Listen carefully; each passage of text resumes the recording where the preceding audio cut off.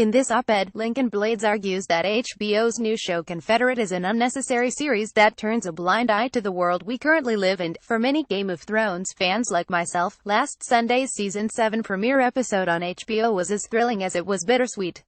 While the season's climax still lies ahead, the conclusion is in clear enough sight for post-Thrones rumors. While we previously wondered what direction the series creators would go in next, Wednesday gave us an answer that has left a lot of people confused. HBO has officially announced that Game of Thrones showrunners David Benioff and D.B. Weiss will be producing a new series for the network called Confederate. The program is described as a reimagined America in which the South successfully seceded from the Union and kept slavery in place. In this alternate American universe, the Mason-Dixon line becomes a militarized zone full of freedom fighters, slave hunters, politicians, and journalists. Prior to a third civil war, reactions to this news came in swift and, largely, annoyed. https://twitter.com/filmfatale_status/887779159799451648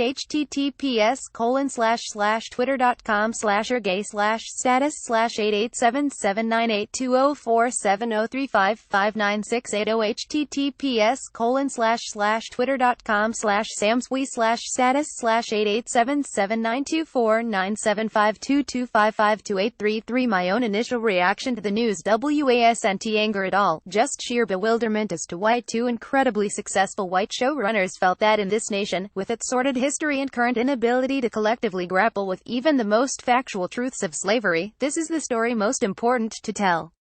I can't understand why, throughout the vast options of different artistic directions, they decided that revisiting black pain, and further extending the concept of how a black body can be successfully dehumanized, was the best route to go.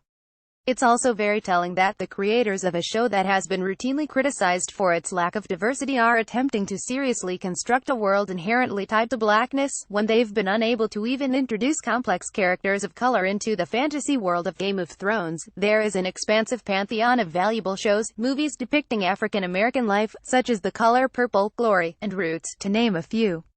These have proved to be important works of art that have pushed forward black history, propagated black culture, and presented American society with tough truths and even tougher questions. And based on what we know about the show so far, Confederate doesn't have the feeling of any of that. It feels like a gratuitous and pointless exploitation of our current racial divide, and something that will likely lack nuance and thoughtfulness. In truth, my reaction to this news was simply that Confederate may be the most unnecessary series ever created. Strangely, comparisons have already been made between Confederate and Amazon Prime's adaptation of Philip K. Dick's novel The Man in the High Castle, which delves into the idea of an alternate universe affected by a different outcome to an important and influential war.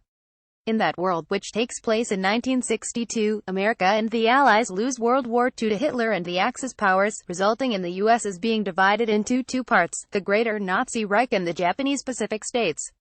The show, which has already produced 2 seasons and has been green-lighted for a third, has received positive reviews, pulling in a 95% critics rating on Rotten Tomatoes for its first season. To some, the existence of The Man in the High Castle effectively voids any initial criticisms people have regarding Confederate because they believe both shows are essentially the same. But to adopt that stance is to be woefully uneducated about the reality of how both events have been handled historically, in their nations and throughout the globe. In Germany,